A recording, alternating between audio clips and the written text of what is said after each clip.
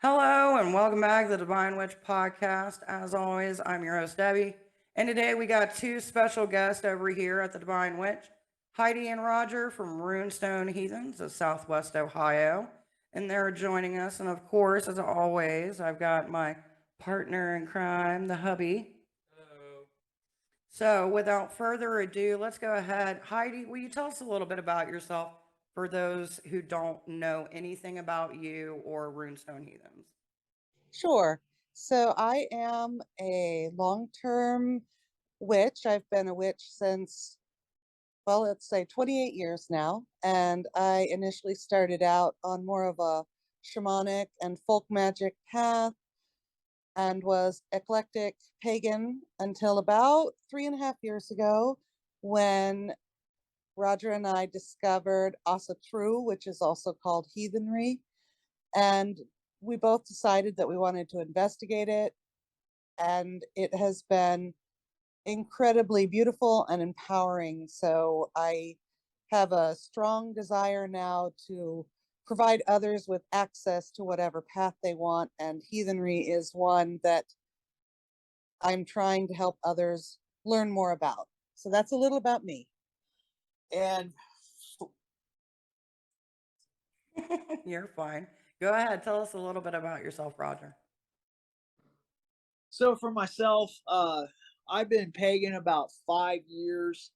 Um, Coming to that was just a path of deprogramming and learning about hidden truth, real hidden truth, and so began to learn about ceremonial magic and was interested in this idea of people summoning demons to manifestation. I love high strangeness, any high strangeness of any type. And that was something that was very intriguing to me. So I began to learn a little bit about that, reading the Key of Solomon and that kind of stuff. And it was like, well, this isn't practical to do in the modern day. And so I started to, which I know now is not the truth, because but anyway, when you read one of them old grimoires, go pick a rowan branch when the moon is in Venus and it's waning, and you'd have to be retired to do that stuff. But Exactly. yeah, yeah. So in that truth seeking process, I learned about Wicca and started gathering resources on that and teaching myself about it and beginning to practice it a little bit solitary. And after right around 8 months, 9 months of being Wiccan, the Norse gods came knocking. So I worshiped the Norse gods in a Wiccan context for a couple of years. And when I started getting into runes and a lot of Thorson and stuff like that, I began to learn to want to practice in a more Germanic uh, kind of expression, if you will. So I that began to the runes is what kind of brought me to heathenry. So that's kind of how I'm here now. So, what is it do you feel like drawed you from the runes? Because everybody's got like their own story when it comes to the runes, especially within that pantheon or belief system. So, like, what do you think about it now that you've been in the path? Why do you feel like it called to you? Well, okay, I started learning about runes when I was still practicing in a Wiccan context. And most pagans know that Wicca has a high importance on magic. And to me, just intuitively, the runes, yes, they are a divination system, but first and foremost, they're a mystery school and they're a system of magic. So I I began to use the runes in my Wiccan magic. And so, becoming intrigued by the runes, I began to dig into them more deeply. And that's kind of how I got into the runes, like deep rune study. And I thought I was going deep as a Wiccan, but was wrong. So, Right. And that's kind of how it always happens. People start on their spiritual path and they feel like they got to be one thing or another. And then it just takes them on a total different trip. which, speaking of total different trips, you guys have been a president in the Ohio pagan community for some time in different forms. I know you guys have worked with us, Ohio Valley Pagan Society, Butler County Pagans, and others. What was the inspiration for starting Runestone Heathens? And also, like, how does it differ from what was already here versus what you got planned for the future? So Runestone Heathens was Roger's brainchild, and I'll speak about it a little bit and then turn it over to him. For me, it was difficult to decide to walk an Asatru or heathen path in the beginning because I had been so focused on goddess worship for so many years. And if you don't actually know about heathenry, you can mistake it as very much a man's society. So when he talked about the lack of resources here in the area for heathens to develop community in a safe place, because heathenry had gotten kind of a bad rap, as I mentioned, about being very male dominated and also being associated with people who were not inclusive. And so we wanted to form a group where people would have a safe space to learn about heathenry and Asatru and discover for themselves the beauty that exists in the goddesses that are a part of it. That was a strong motivator for me.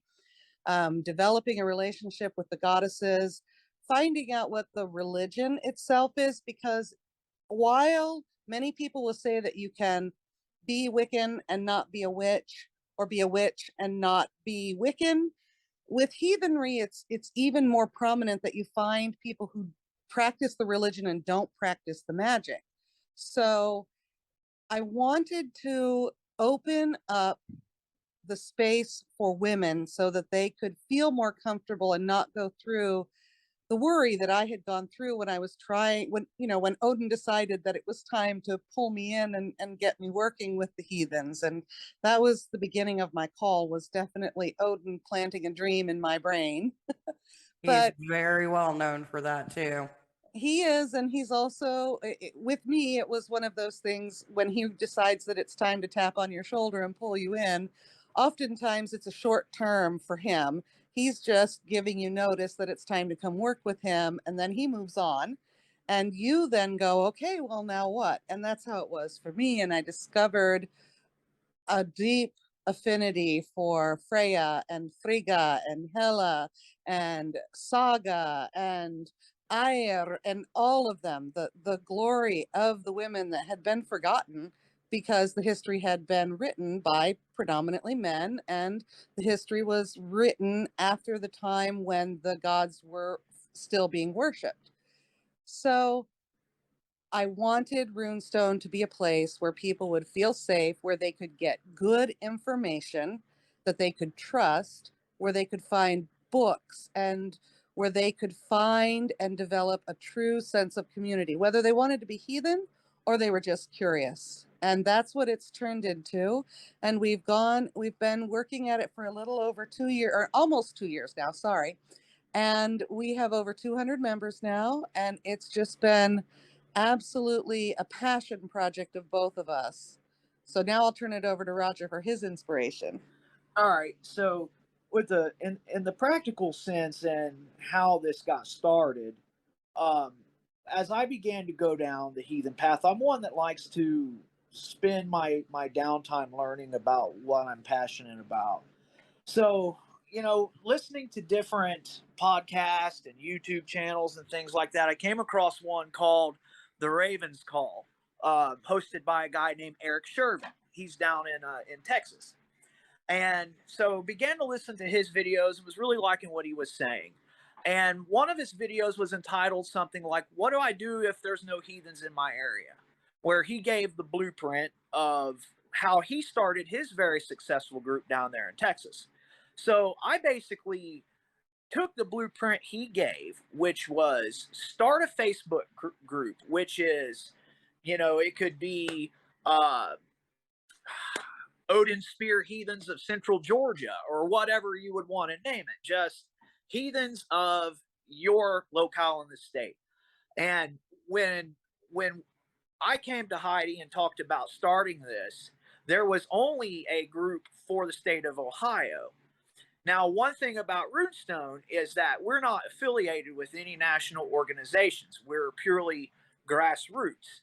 Now, national organizations sometimes will have a presence in different states if they have ambassadors and things like that in the area.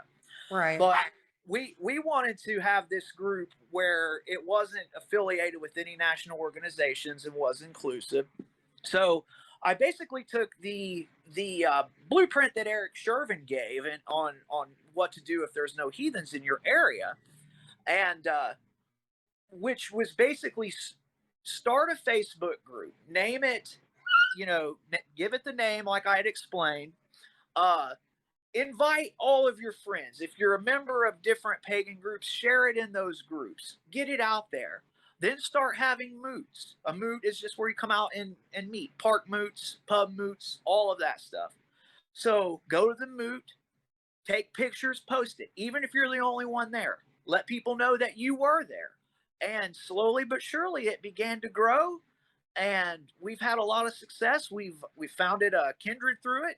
So it'll be our kindred that is kind of doing the right at Witch in the Woods, which we call Twin Rivers.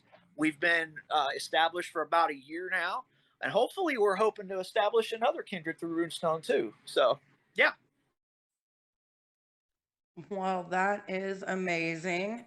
And that is going to be something that we are talking about as well later in this podcast, is the fact that you guys will be doing an open ritual at Witch in the Woods. But before we get to that, what do you feel from the feedback you've got from people who've come to your group and also within your own personal experience? How does the energy flow change from what you're doing, the feedback you've got, just like what do people should they expect? Not all experiences are created equal, as we all know. So go forth. By and large, our gatherings are informal. We have occasionally done an open ritual with people. We call them bloats, and we've done those throughout the past year. We started meeting in person last summer when the COVID restrictions finally lifted. So when you get together with us in person, it's very low key. There's no pressure. We are very careful to make sure that everyone knows you don't have to be heathen to attend. You can be any flavor of pagan and just want to get together with other pagans. You can be non-pagan and come just because you're curious. As long as you come open and you are willing to be inclusive across all barriers, we are open for you to come and join us. So the gatherings are usually a bunch of food, a bunch of people. We have a couple of scholars in our group who've done some extensive study. So they love to attend, and you can ask them any questions you want and they'll go on and on about the topic. We do some traditional heathen games. There's one called Toffle that's a precursor to chess. And so you can sit down and have a Toffle game. There's another game called Cube, which is more of a yard game, more of an active game.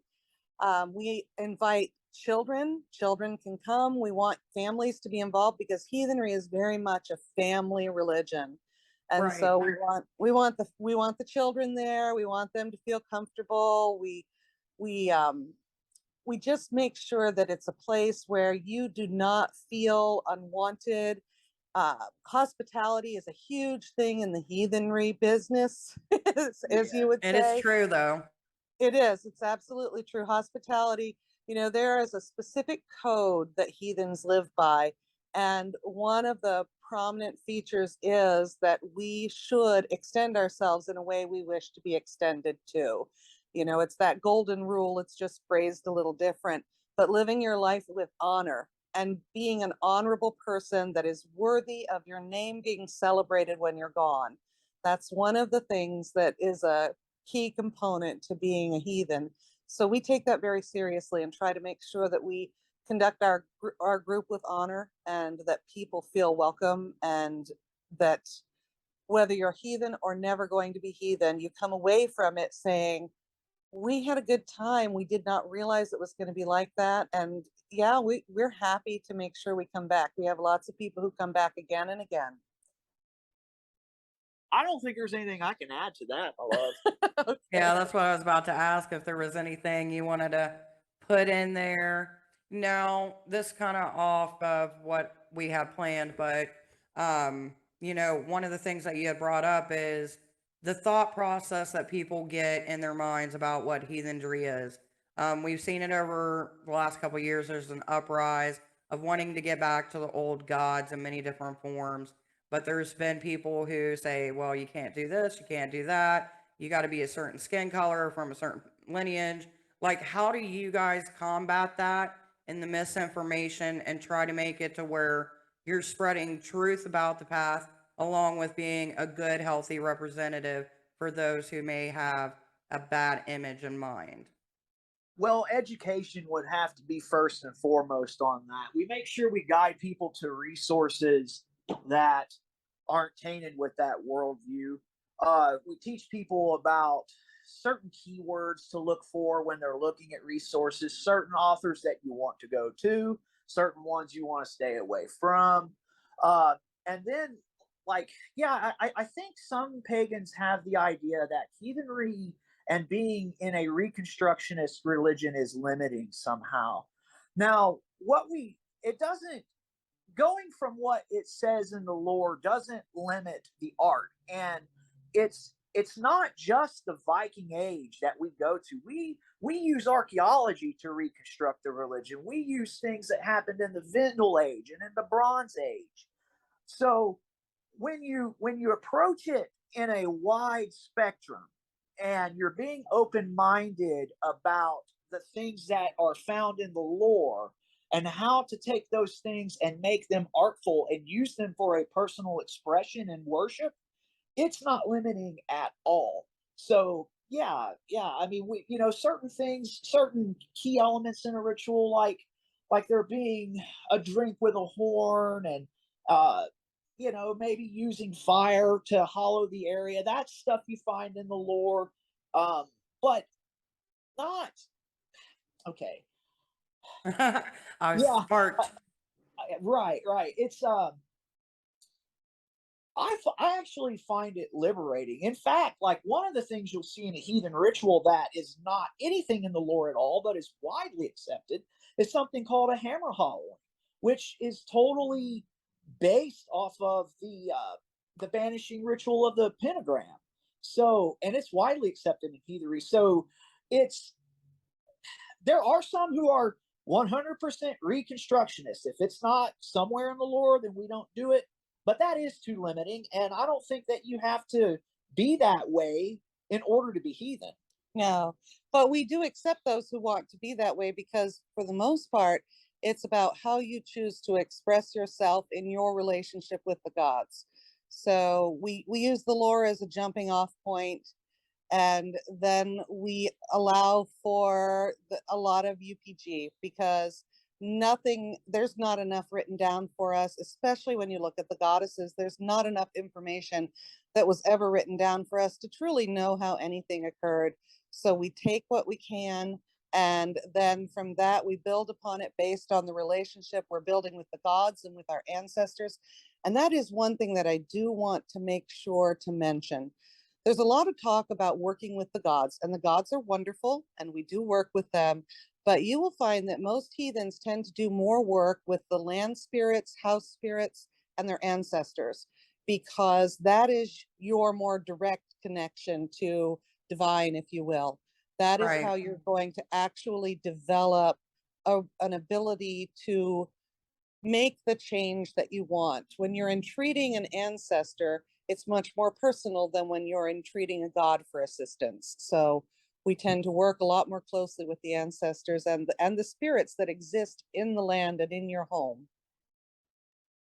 So now that we're getting on land spirits and working with ancestors, that's another thing that has come up over the years. Of course, we've got TikTok and YouTube and podcasts and blogs and just discussions in general.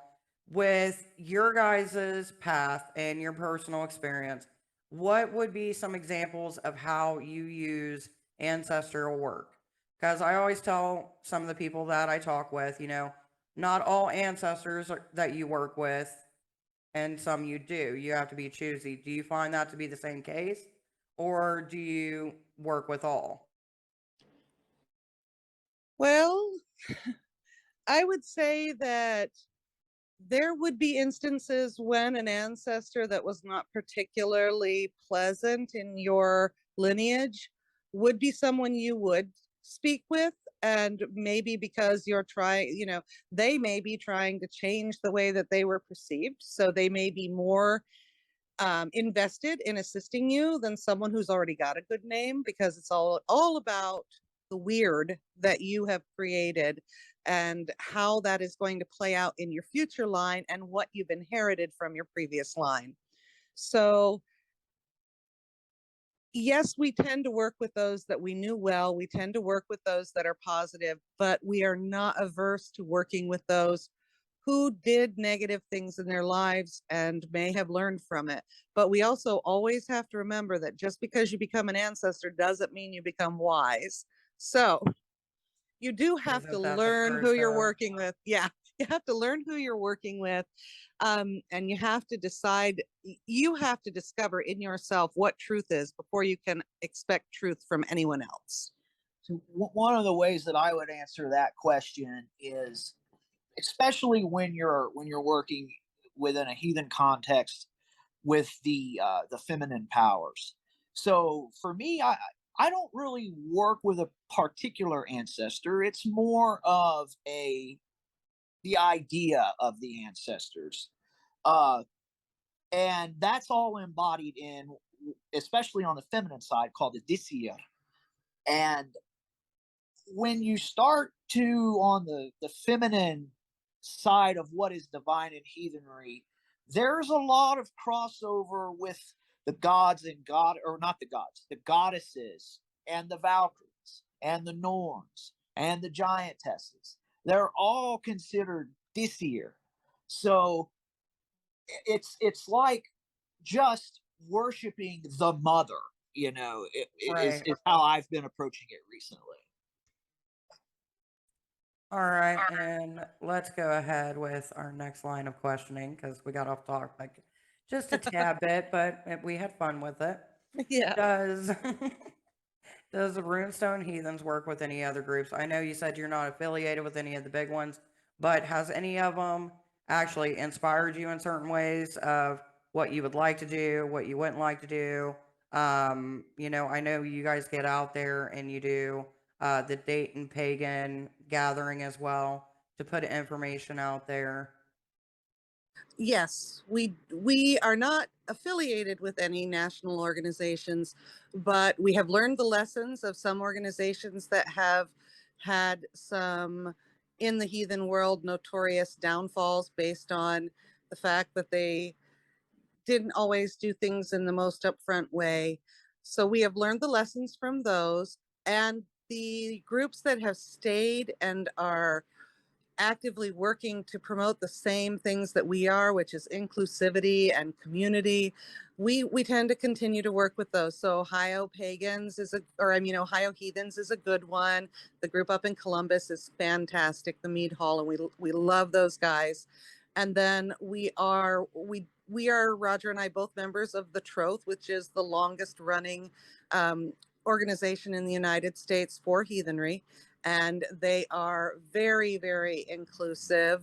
And we are real proud to be members of that organization. And we both are taking more active roles in that organization. Having said that, though, we don't expect anyone in Runestone to worry about being affiliated with any group. They're welcome to do whatever is right for them. We just find that for us, in order to broaden our knowledge, to gain additional information, to learn new things, we find for us that it's better to be with a group that is on the forefront of providing that national and international inclusivity and opportunity for growth in the heathen world. So we do work with the Troth individually as individuals. Yeah, the Troth has been an invaluable resource in learning as a heathen and what heathenry should look like, and teaching it right and teaching it inclusive. There's so many famous heathens that have been a part of the troth that I'm glad to be able to ask a question on Facebook too. It's great. Right. So, with that being said, one of the things that I've noticed that you guys been doing is, you do classes as well. I know Heidi does. And you do those here in Middletown at Roos Realm. Mhm. If you would, Heidi, will you tell us a little bit about that? And then I've got a question for Roger right after. Sure. So I have started up a group that is not religious in nature. It is magical purely in nature. And it is Northern European magical practices for feminine and feminine identifiers. So it's specific to people who are interested in learning the magical practices of the Northern European regions as much as we can narrow it down to them. However, understanding that that is, again, not something we can truly trace a direct line to. So we work with a lot of teachings from modern people who have tried to learn things as close to the old ways as possible and bring them forward into the new. So everything from the tribal shamanistic practices of the early Finnish people all the way to the present hexcraft and powwow magic of the modern Pennsylvania Dutch and everything that's in between. And so I'm working with a group of people who are interested in learning that. And we just really got started, but it is an intensive process because it is very shamanistic and it is also very animistic in its practice. So it requires a lot of dedication. It requires a lot of introspection, just like any magic does. But Right. Norse magic does tend to be very trance focused. So working on rewriting those pathways in your brain so that you have the ability to get from meditation to trance to travel. That is one of the primary focuses. And then, as Roger mentioned with the runes, we do work with the runes, but we look at them a little differently than other pagans in that we treat them as actual magical objects in and of themselves. We like to call them the stuff that the universe is based on. Each one of those runes is a foundational object in the universe itself. And so we treat them with deep respect and deep understanding that working with runes is not simply just casting them on a cloth or writing them together to make a bind rune. You have to take into account all aspects of what could happen with that bind rune when you put it together to make sure that you actually know what you're doing. And that takes a lot of work and a lot of time. So I've got this class I've got started. I'm very excited about it. Down the road, we'll be doing some additional ones, and it's my intention to also open up the magical practices for all genders as we go forward. But because there is that disparity between feminine and masculine and non-binary in this world, I wanted us to start with the feminine and non-binary so that we could return magic to where it came from and then carry it forward to all other genders. So that's something that I'm extremely passionate about. And thanks for asking. I'm really looking forward to some exciting opportunities that are coming up in the future. Well, of course. When I heard that you were doing the classes, I was excited. And then I was like, my schedule, I can't do this, but I want to do it, but I can't do it. Um, and it sucked, but I'm like, I got someone on the inside, so it's okay. Yeah. You know Yep. what I And mean? she's wonderful. I love her. And when she came back, she was super excited and she's like telling me everything and going over the notes. So, like, and she's talking about the connection she made, which I think is one of the most important things when you do things like this is the connections. Because as well as I do, some things don't go as well or things get misinterpreted when you're trying to explain it or people get confused or whatevs. But it's good when you have those study areas where it's about the learning, it's about the connection, it's about breaking down those barriers and allowing your true self to be seen without the fear. And I love that. Yep. And one of the things that I was wanting to ask you, Roger, was is there ever any classes that you're thinking about doing that is similar to what Heidi is doing right now? Yeah, actually, just maybe about 3 months ago, I had a long presentation, almost 3 hours, for a heathen worldview class that I taught. So I'd done that, and in the future, I have taken in for my heathen personal expression and how I like for my personal heathenry to be flavored, and then take that to the group is the path of the skald and the poetic tradition of the the English and the Germanic and the Old Norse.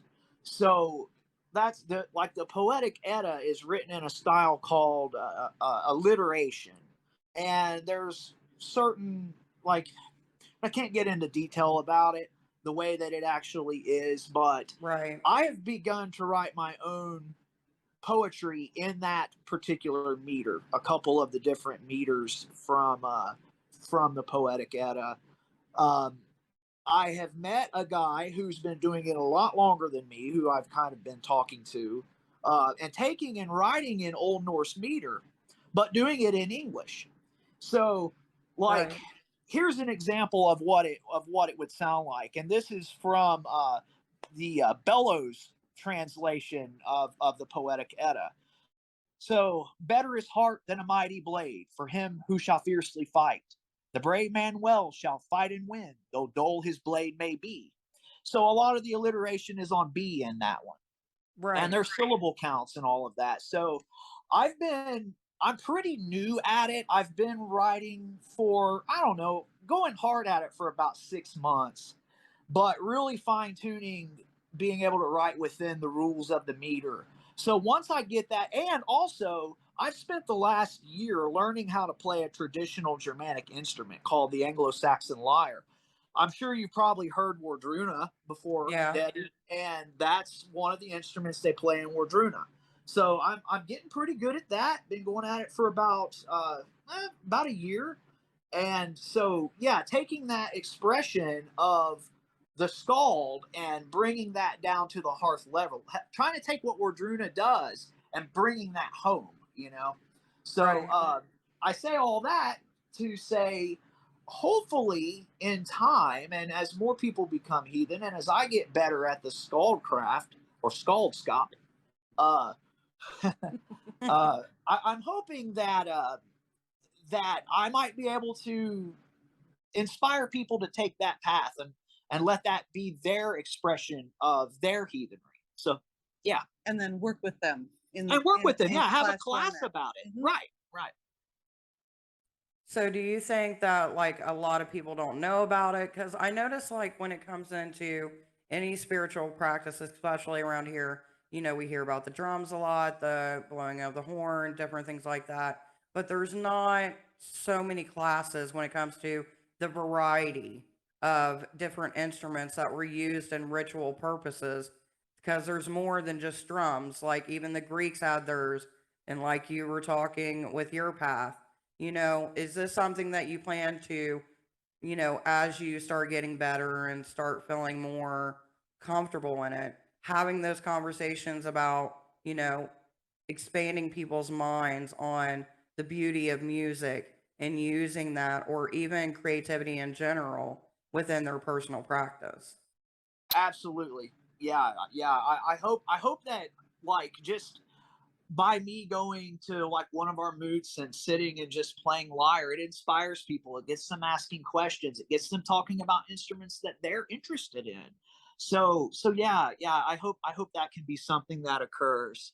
And I just want to add that music is incredibly important to any heathen, and especially a magical practitioner, because the way of the vulva is very, very much, and a vulva would be one of the terms used for a Norse heathen witch.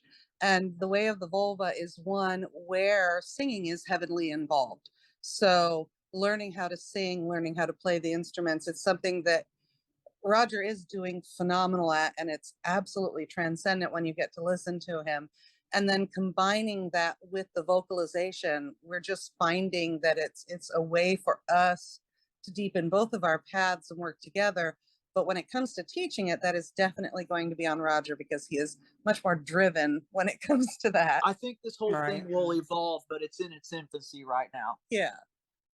Well, from what I'm seeing and what I'm hearing, I mean, you guys got amazing plans going on, and I think it's just going to grow. And so is your community when it comes to these different aspects, these different trains of thought. Because I feel like here in the Ohio pagan community, we get used to the same old tropes, the same old things, and we don't have those multi dimension discussions like we should. It's one of the reasons I started this podcast, and it's just kind of been growing.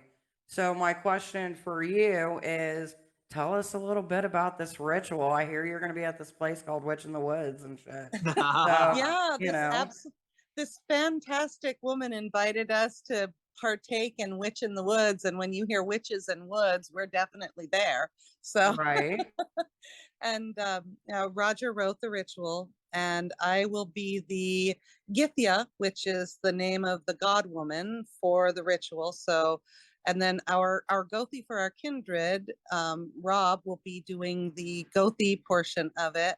And it's just going to be this experience. We want to give Witch in the Woods an example of what a beautiful bloat would have been, while making it something modern as well. And we're celebrating the harvest god Freyr. I mean, how can you get any more pagan than celebrating the god of fertility in August? So, Roger, you talk about your Exactly. blow. Well, I don't want to give too much away about it. I kind of want it to be a surprise, but we were talking about being reconstructionist. This is going to be a real good example of some of the lore that goes with Frey in the way that he was worshipped and how we're reconstructing it today. Uh, I've worked pretty hard on getting the things ready for it, and I think people are gonna be pretty excited about it. Yeah. I know when I read it, I was excited. And then I started seeing the pictures for the stuff, and I'm like, ooh, that's going to be good. Which, Oh, by the yeah. way, It's very cool. It's going to be awesome. We're very stoked. for everyone That out there shows my age listening, there. And you know the we thing about the thing about that too is we have faced some adversity. I mean, we got this sick puppy we're taking care of. We're working on, you know, last minute touches on stuff, and always coming down to the wire. the pressure. Oh yeah, yeah. So But And what else do just you expect? what else would you expect? I mean, Right. you guys know how it goes. Last Yeah. minute, there's always like, oh, I forgot this, or oh, I need to buy this, or did we remember this? And then even when you're in the car, you're like, crap, I forgot that. Can we Right. make something while we're there? Contacting people who haven't left yet. Yeah, I've been there. Uh-huh. They're never rituals like this that are somewhat of a production are never going to go to the letter. So you have to just expect there to be ad libs in it. It's just how Oh, it is. always. And then you have like you're really deep into it, and someone messes up a word, or somebody's skirt flies up, and you're like, it's a good day. Yeah, that's right. It's a good day. We're just going to get through. That's the one thing that I bring from my goddess worshiping days is I am very much a pull it out of my butt kind of practitioner. I can whip up a ritual. I can whip up a spell anywhere on the spot with just myself and words if I need to. So I think we're going to be good. I think it'll turn out great. Right. I'm super excited. By the way, for those of you who are listening to this and going, but I want to know more. Well, don't worry, because we're going to be recording it, and it may be a couple weeks before I get it up, because, you got to edit and make sure everything goes right and all that fun jazz. But it will be up, and we will have information regarding all the things on this podcast, along with, different links, different suggestions. And this is the portion of the show where we get to have fun and just talk about random stuff. Maybe if you guys would tell me a couple shops or places that you guys love going or recommend for anybody who may not be from Ohio or is and trying to find a good spot, what would you recommend? Well, I'm going to start out because you're talking about another passion project of mine, which is always supporting your local community as much as possible. So I hope I don't forget anyone. Up here in the Dayton region, there's a beautiful place called Find Me in the Forest, and she's up in Moraine. She just opened this spring, and she just does a fantastic job of providing classes. She works with Maria Shell from Baba Yaga's Hut for a lot of classes. She does a great job. A full moon rising is always a great place to go. And but I have really loved finding, there's a store called Enchanted Candle in Miamisburg, and she has a full apothecary, and you can go in there and talk to Misha about anything. She will help you. She's just delightful to work with. And all of the places I'm talking about, they all try and source their herbal material, because herbalism is another passion of mine. And they all try and source their herbal material as close to home as possible. Can't Right. forget Sunwind Sundries, which is Janet Robertson. Absolutely, absolutely flawless when it comes to her herbal things and her sewing. And then, Roos Realm is a great place, and we need it in Middletown desperately.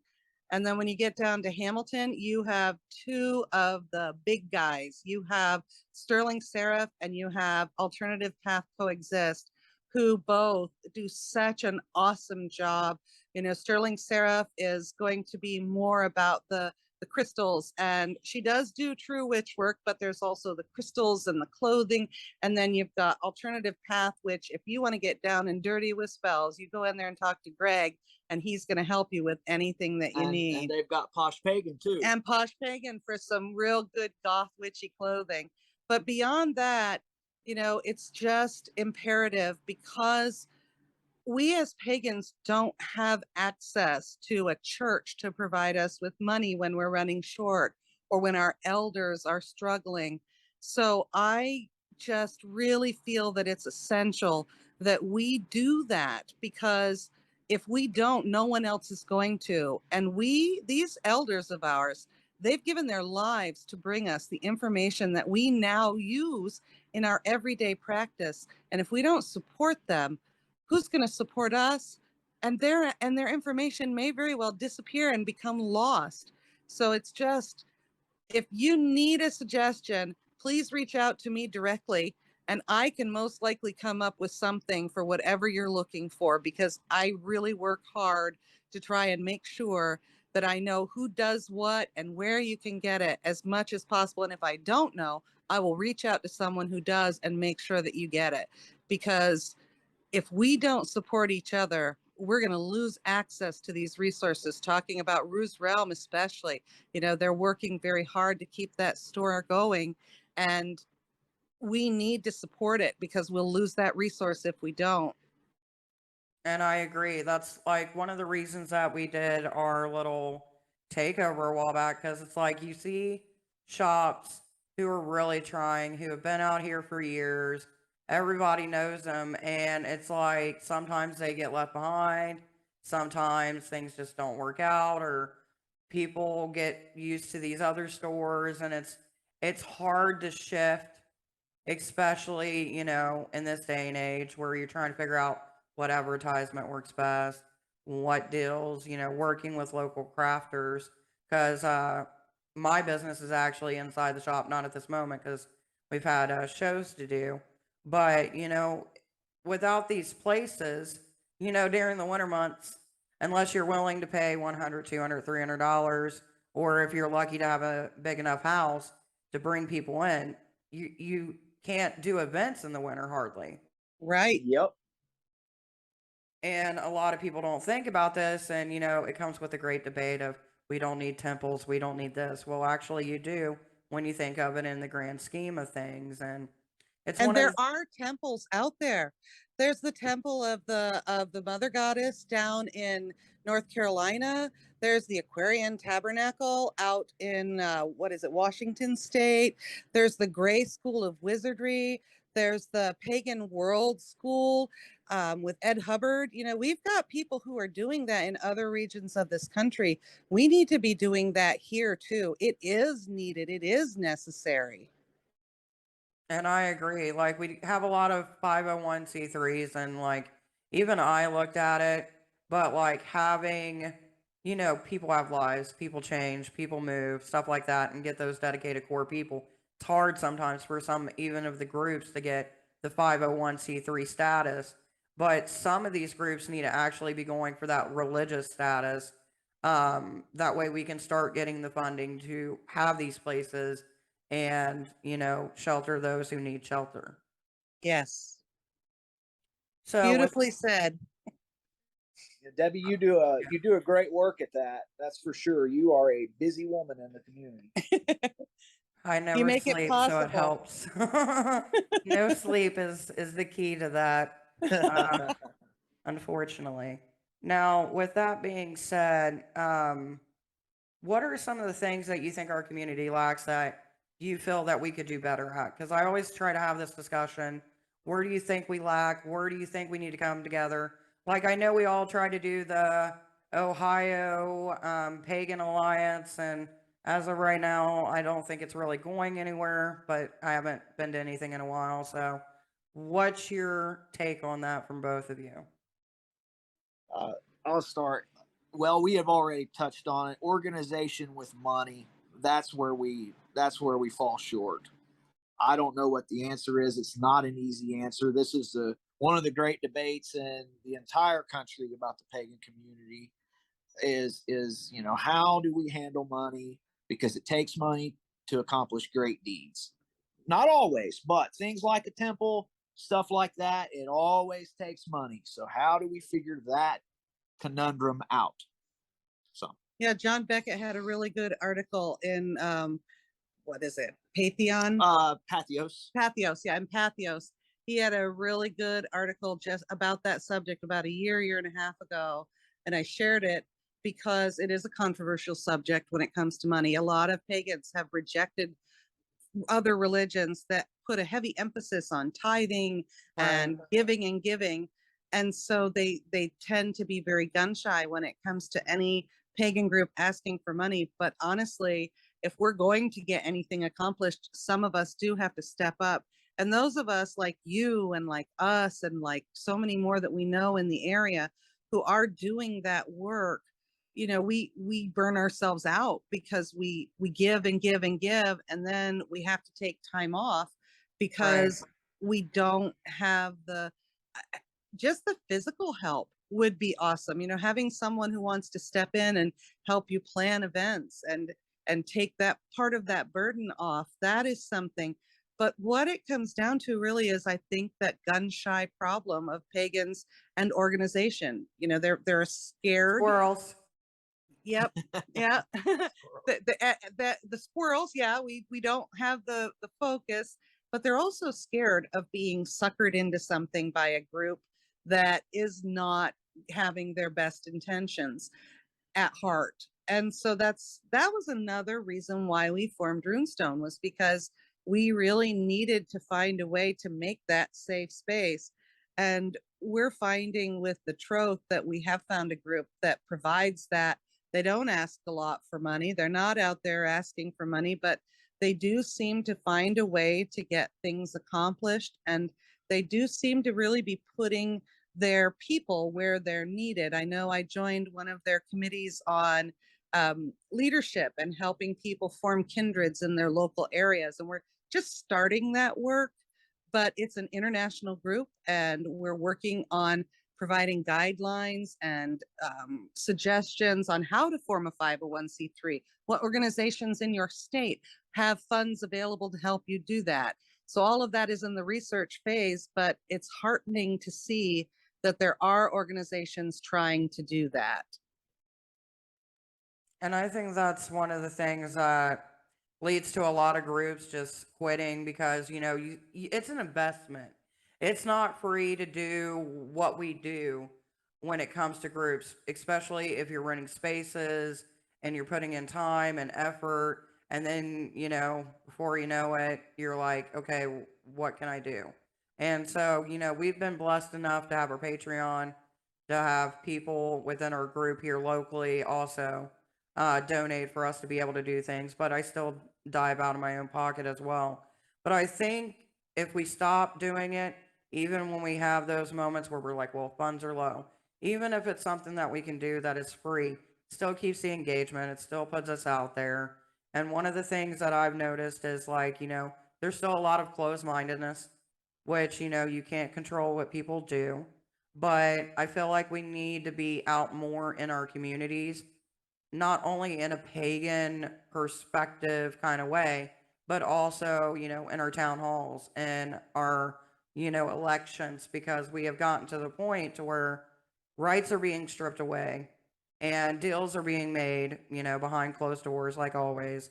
But if our voices don't get heard, then eventually, because I know there are a lot of people that are afraid burning times are around the corner. So, what is one way that you've tried with your group and with your conversations to kind of settle some of the fear, but also be a representative for, everybody to be able to have freedom? That's a really difficult topic. I am extremely liberal in all areas because I have children who are not gender norm. I have lots of mental health issues in my family. I have family members who are biracial. So the idea of being anything other than inclusive always was foreign to me. And running up against people who hold that deep-seated belief, I didn't know how to deal with it at first because it was something that was so foreign Right. from my mindset. But you have to talk about it, and you have to be open about being against it. You can't sit on the sidelines. It's something that was hard to talk about with our Runestone group because there is that contingent of heathenry that is racist.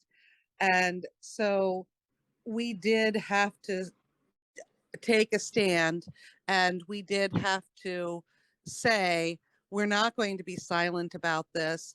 We're not going to shove it in people's faces all the time because it doesn't need to be the only topic of conversation, but your position has to be completely understood. If you're pro women's rights, then you damn well better be pro women's rights, and you better be willing to stand up and say you are.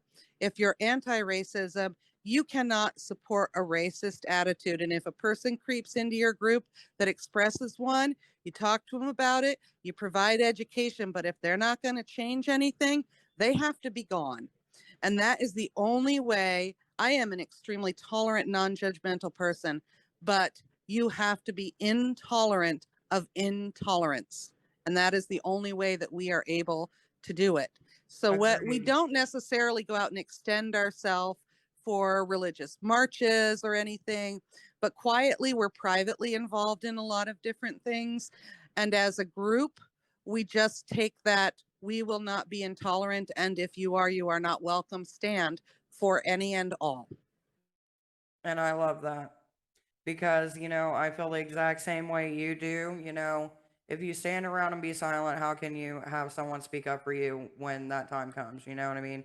It's just one of Mm-hmm. those things. And it's like, as pagans, we're like, why can't people accept us? And it's like, well, there's a lot of people fighting different things in their own lives and in their communities and even with their own government that are dealing with things and no one says nothing. So it's a two-way street, and you got to decide which is more important, fear or standing your truth. So, with that being said, and since we're speaking of truth and standing, now you guys are going to actually have a booth set up, I assume, as well, at Witch in the We Woods. are. We are. I'm sorry, Roger had to step out. We have the puppy, and she is getting over a really bad illness. So I'm probably going to be finishing this on my own while he's You're taking perfectly care of her. fine. But yes, we are going to have an informational booth at Witch in the Woods, and it is going to be what Runestone is. If you have questions about heathenry, if you have questions about Nordic magic, if you just want to sit and talk, if you want to find out about spinning wool or tapestry weaving or sewing, there's a big crafting side of heathenry, and there is a large focus on spinning because it's considered a sacred magical thing. Spinning the web of weird, weaving the tapestry of your fate it's cross religion. Many religions have a similar theme, but in heathenry, it's taken extremely seriously. And so if you want to have conversations about all those different kinds of historical arts, we've got that we can talk with you about. Roger does a lot of carving, and so he's more than happy to talk with you about that.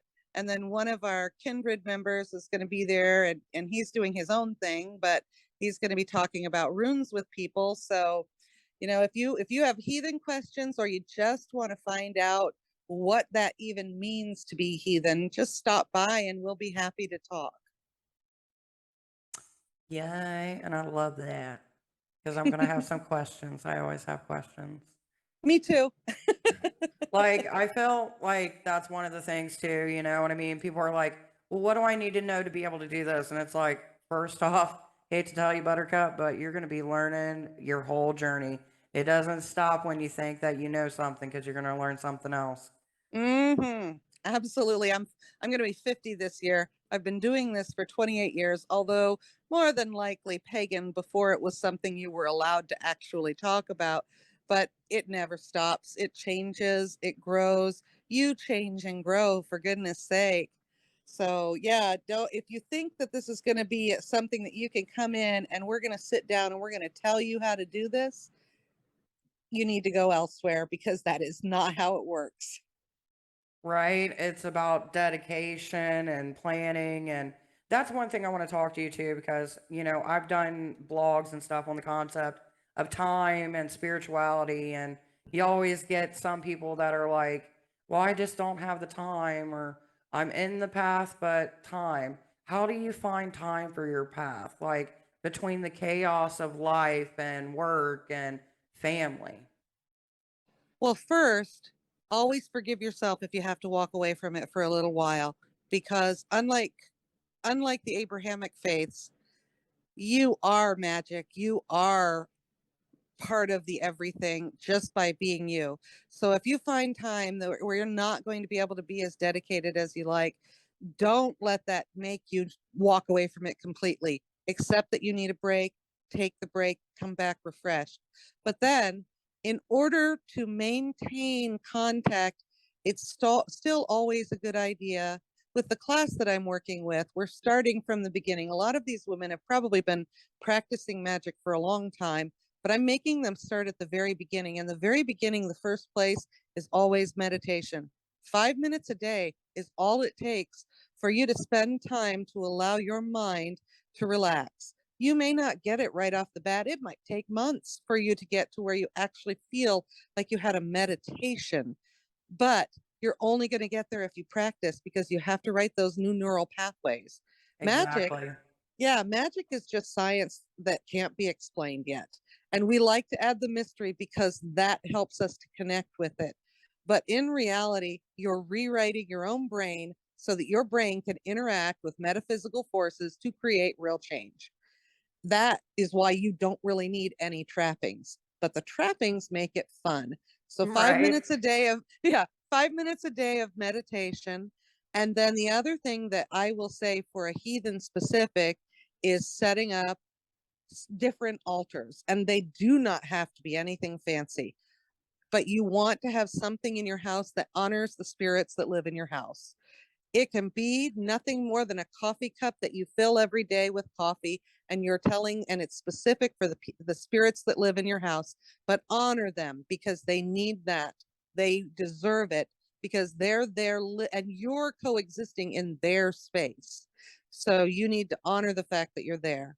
Beyond that, ancestor altar, set something up where you can, on a daily basis, if possible, but if not, at least periodically, talk to your ancestors, those who've gone before you, because you carry the strengths that they gave you as well as the burdens they gave you. And the only way you're going to break your ancestral curses is by acknowledging them and then taking those strengths and building forward. And then lastly, an altar to the gods. And it doesn't have to be dedicated to anyone in heathenry, because in heathenry, we tend to work with all of them. All of them have some different aspect. Thor is there for protection, and Frigga is there for working with your home and management, and Odin, of course, is going to be your inspiration for when you want to get crazy. So we work with, everyone loves Odin, and Odin is wonderful, but watch out because he does like to have fun with you. But, Oh you God, know, do I know? have that god altar that you can use for when you're working with the gods and goddesses, when you're thanking them.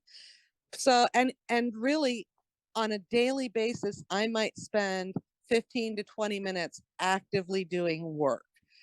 15 to 20 minutes of, I work with tarot still, even though I'm heathen.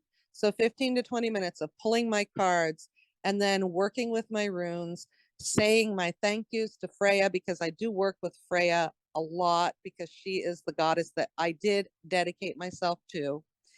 And Right. then talking to my ancestors. 15 to 20 minutes is all that it takes to keep that connection open. But then when I have a day like today, when Sigga was sick and I wasn't able to work with them, I forgive myself because I spent a lot of time on my knees today begging my ancestors to help Sigga get well. So I didn't need to spend that extra time in there working with them because I carry them with me every single day. But you can only do that if you dedicate yourself to just a few minutes a day of setting aside some time for that sacred moment. And I totally agree with that. Like, I've had spots in my life where I'm like, I can't do a ritual, or I just don't have the mental fortitude to do what I need. But I always make time at the night to have my Mm-hmm. final thoughts, like prayers. Like, there's been times where the hubby's been at work and like I just start talking and I just get this overwhelming feeling and just start breaking down. And it's almost like you feel them around, you feel that energy and that it's okay kind of vibration. Mm-hmm. Yes. Yes, I do. It's a really wonderful thing when you're finally able to feel them.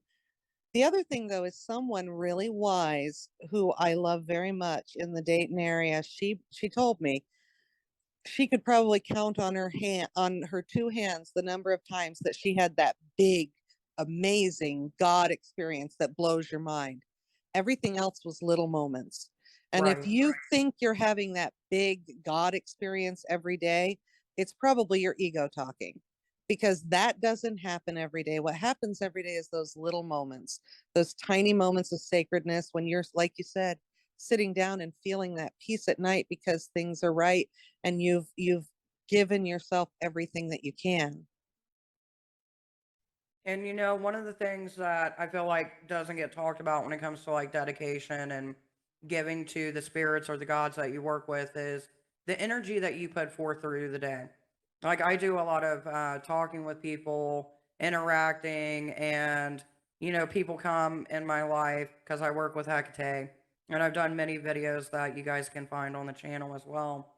And there's always that moment of like when you are putting that much energy, it's almost like a form of dedication because you're not only living your aspect and doing the rituals or the work or the dedications, but you're also spreading that knowledge and that word and being almost like a front man, so to speak, for those you work with.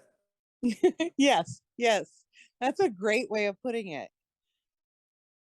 In heathenry, we like to think of it as the sacrifices that we give to those that we are working with. And a sacrifice of time is as valid as a sacrifice of food. So, yeah, the time that especially you, because you do devote a heck of a lot of time to everyone and everything in your community, especially with your new business venture. It's a lot, but Yes, it is.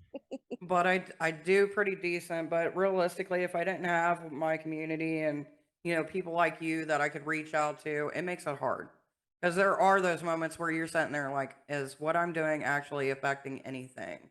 And I Yeah. don't know if you've had that moment yet, but Oh, that's like yeah. the feeling like where you're torn because you're like, I spent so much time and I've dedicated and I love my community, but you also feel like they don't need me. And that's like a pure struggle that I face probably about every 6 months. It's like a transition. Yep, yep. I have those moments where I'm like, is anything I'm doing making any difference? The the thing for me that I the way that I look at it is I'm not going to be famous in my lifetime. I'm not going to be anyone who writes extremely popular books and does the tour circuit. I'm going to live my quiet little life here. And I'm doing this because I want people to get the message about Runestone, but it's not about me. It's about living my life so that I can help others who hopefully will one day be that big person who's out there being able to do the huge work that impacts millions. That's not me. I'm not that person.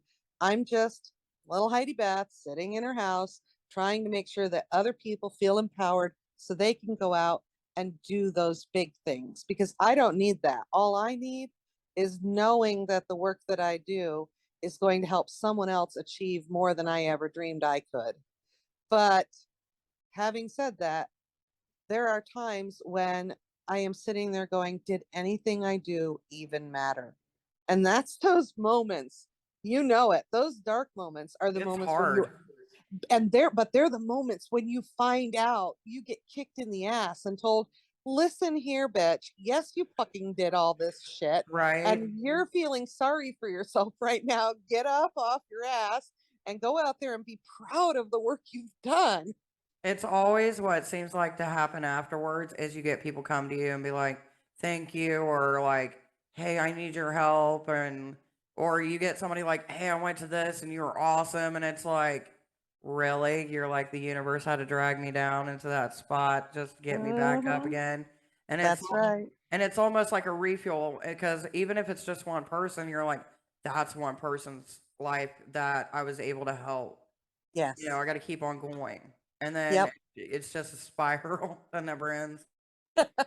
Right. And we'll cycle back and forth between the ups and the downs, but that's okay, because if we don't do it, maybe it won't get done. And then there'll be Right. people who are lost who can't find it. So we do it anyway. Right. And I think that's something that I want to leave on as a reminder. Like, it's a good way to end the podcast to remember, you know, even when you're feeling at your lowest, when you feel like you're not needed, you are, because there are people that you've probably helped that may not always tell you, but without you in their world, it would be a little less happy and exciting. So just Yeah. remember when you're out there in the world, share love, share knowledge, share understanding, change your perspective a little bit, and along the way, make some good memories and some good friends.